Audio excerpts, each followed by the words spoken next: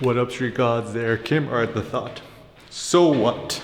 So what if all the conspiracy theories are true? What if all the isms exist? Classism, sexism, racism, blah blah. And I think actually it is the fact of the matter that privilege does exist. There are richer and poor people. Reality is cruel and unfair and doesn't really care. And so my thought is, knowing the truth of things and the matter of things, what are we to do about it, and what should we do about it? So the basic thing is, creating your own website, your own blog, your own YouTube channel, podcast, whatever it may be. And I think it's interesting and important for you to simply just share your view or perspective with others. And I know for myself, I think all views are personal and true to you. I don't believe in right or wrong views. Unless you're talking about physics or mathematics. Everything is just bias, choice, opinion. The word opinion actually means to think. And so no one could really refute your lived experiences, nor should anyone be able to refute what you personally believe in or what you don't believe in, blah, blah. So I think this is really important because when you consider your life and what you want to do and stuff like that, you shouldn't let other people bully you around, and you shouldn't let people kind of essentially fuck with you, because everyone's trying to superimpose their own value system upon you. But who is to tell others, that I feel that hugely unethical that people are trying to force you what to do, what not to do. And, especially if you happen to be lucky enough to live in a country where you do have freedom of speech, I think this is something that we shouldn't squander, because in a lot of countries and places in the world, they don't have freedom of speech. I follow the philosopher Diogenes. I think freedom of speech is probably one of the greatest gifts that we could bestow on humankind, as well as freedom of action and stuff like that, as long as you're not inciting violence or, militant action.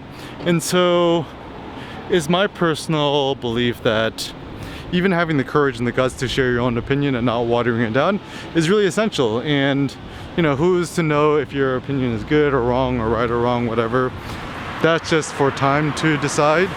And it's just for you to follow your own conscience, your own gut and stuff like that. Too often when it comes to morals and ethics, we're always asking, oh, is this right, is this wrong, stuff like that. But rarely do we ever consult our own conscience whether we think something is right or wrong. And this is really important because, once again, all morals and ethics are all subjective. Good and evil don't exist, and even Nietzsche says something like, an evil thing or evil is just something that hasn't been made employable in a utilitarian way. So for example, back in the day, selfishness was seen as an evil. Maybe now in America it's a good thing if the end is for you to make more money or accumulate more capital, whatever it may be. And so I think it's really important for us to be critical in terms of other people's criticism about us, our life goals and stuff like that. So what are we to do about everything in life and the order of things? So first and foremost, I think one of the most essential things is for you to form your own opinion, to think for yourself. And whenever you read the news or social media or anything, just be extremely critical. Think about, okay, so this is a big tip. So rather than I read a New Yorker article or a New York Times article or LA whatever, actually look at who the author is. Google the name of the author. I think a lot of news agencies are actually doing a better job now. They include headshots. I think this is really important because the writer will always have a certain political bias or a certain bent, and what I find hugely unethical is a lot of these writers will just kind of piggyback off these already established platforms to promote their own social political agenda, and I find that very unethical. So for example, if you read anything in the news, whether mainstream or off-stream, whatever, just find who the author of it is. So don't be like, oh, I read in the New York Times. I'm like, who actually wrote it? Because it's not the New York Times wrote it, as an individual author. And sometimes these authors end up becoming, You know, like for example, if I'm Googling something about, you know, Jewish politics or the state of Israel, whatever, I probably trust the opinion of somebody who isn't Jewish than somebody, you know, who actually is, because, you know, to be Jewish means typically it's like if your mom was Jewish, then you're Jewish too. And so whenever it comes to politics about Jewish questions, obviously if you're a Jewish person writing about Jewish matters or Jewish world politics in Israel, your opinion is going to be more skewed than, let's say, an Asian American or Caucasian or African American, stuff like that.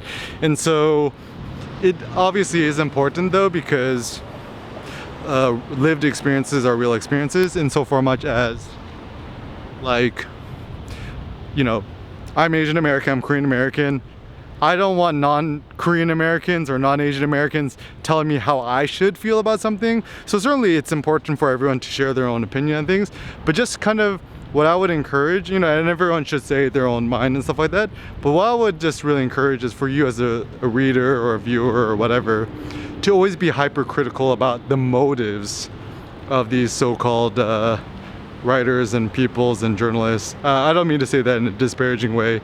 I mean to say, whoever is a writer, just find out their biography, see where they went to school, what their political leanings are and stuff like that. So for example, if I'm reading something about, let's say, identity politics, which I think is kind of a red herring, you know, it does matter if somebody went to an Ivy League school. Like, so if someone's talking about, like, you know, equality and oppression, and then they went to an Ivy League school, I'm like, they went to a Harvard, a Yale, even a Brown University, I'm like, a little bit more skeptical than if somebody's actually, hey, what's up?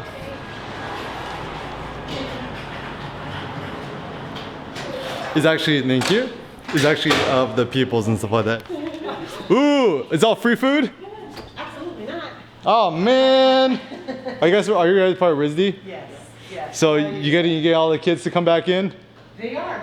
So we depending on their meal plan, we preload their rooms so they'll have Oh some snacks wow! when they arrive. You guys are awesome. Yeah, so we're dropping off cases of water, Oh wow! snack bags, welcome bags. When are they moving in?